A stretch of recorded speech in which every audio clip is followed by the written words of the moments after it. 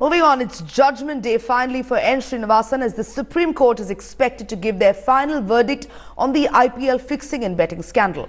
Will Srinivasan be allowed to contest the BCCI elections? What about his franchise, the Chennai Super Kings? And what about the BCCI's new amendment in its constitution, Article 6.2.4, Clause 14? Here's what to expect. It's judgment day for N. Srinivasan. The BCCI's under-attack chief's fate has been hanging by a thread all this while. Now we'll finally know his future. The Supreme Court will pronounce its verdict on the IPL fixing mess on Thursday, and the focus is all on one point. Can Srinivasan contest the much-delayed BCCI elections? The Honourable Court had postponed BCCI's AGM to the end of this month. This was to seek more clarification if Srini, who's under the scanner for his conflict of interest, can stand for the BCCI top post again. But the drama won't end here. The Supreme Court could even pass an order on Srinivasan's IPL franchise, the Chennai Super Kings. That's not all. There could also be a verdict on the other three named in the Mudgal panel report. Srini's son-in-law Gurunath Mayappan's alleged involvement with bettors could land the franchise and him in trouble. The fate of Raj Kundra and IPL COO Sundar Raman could also be sealed. The biggest of them all though, will the Supreme Court reveal individual 2 to individual 10 named in the report? These are the players whose names cropped up in the report. And finally, reports suggest that due to lack of evidence on many points, the Supreme Court could announce a new probe committee to take the matter forward. So after days of hearings and adjournments, an order could finally be passed. If nothing else, one thing is guaranteed. BCCI's AGM issue will be settled. That means we will have one answer.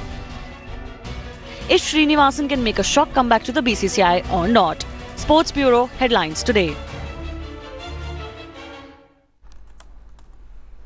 And let's quickly cut across to all our experts joining us on the story, and our correspondents Rasesh Mandani joining us live from Mumbai, Shivani joining us from the capital, and Borya Majumdar, our consulting editor, sports, also joining us. Borya, let me quickly come to you. You know, we're expecting a judgment on the IPL fixing due today.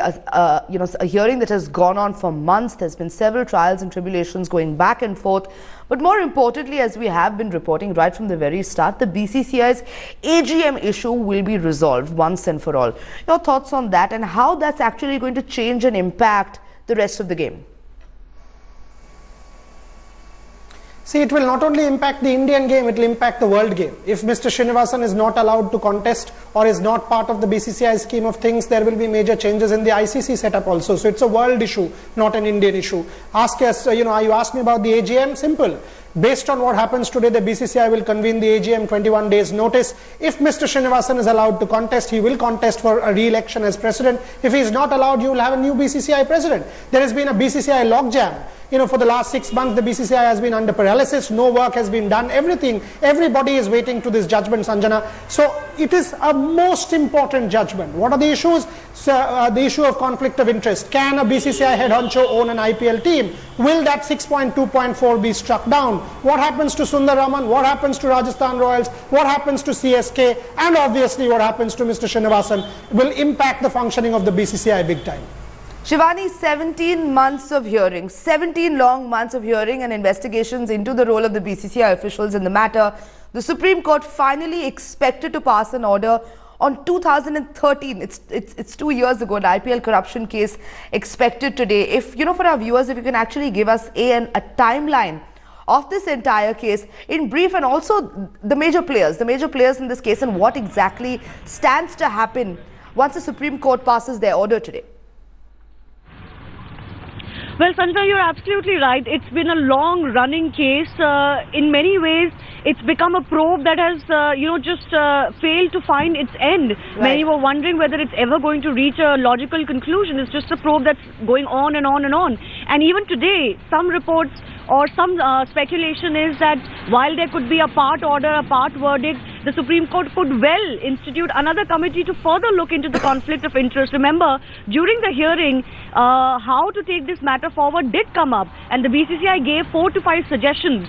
They were hesitant about an outside committee being formed to look into the conflict of interest, especially the clause 6.2.4 and how to eliminate that conflict of interest. but they did present some options as to how this matter can be taken forward. So another probe committee is well on the anvil. It could well be a possibility. But as far as the main protagonists of this case are concerned, it's N. Srinivasan at the top, and really it's this man on whom all eyes are, because everything emanates from the conflict of interest, the clause 6.2.4 that allowed him to own a team in the IPL.